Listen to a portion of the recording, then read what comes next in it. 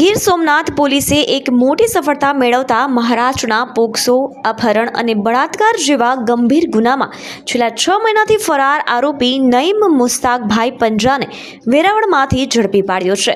જૂનાગઢ રેન્જના ડીઆઈજી રાજેન્દ્રસિંહ ચુડાસમા અને એસપી જયદીપસિંહ જાડેજાના માર્ગદર્શન હેઠળ રાજ્ય બહારના નાસ્તા ફરતા ગુનેગારોને પકડવા ચાલી રહેલા ખાસ અભિયાન અંતર્ગત આ કાર્યવાહી કરવામાં આવી હતી.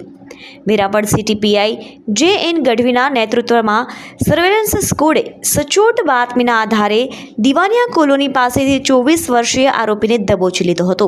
પકડાયેલા આરોપી વિરુદ્ધ મુંબ્રા પોલીસ સ્ટેશનમાં ભારતીય ન્યાય સંહિતા, પોક્સો અને આઈટી એક્ટ હેઠળ ગુનો નોંધાયેલો હોય વેરાવળ પોલીસે કાયદેસરની કાર્યવાહી પૂર્ણ કરી આરોપીને મહારાષ્ટ્ર પોલીસની ટીમને સોંપી દીધેલ છે. આ સમગ્ર ઓપરેશનને સફળ બનાવવામાં એએસઆઈ એન.બી. બસિયા સહિતની સર્વેલન્સ ટીમે મહત્વની ભૂમિકા ભજવી હતી.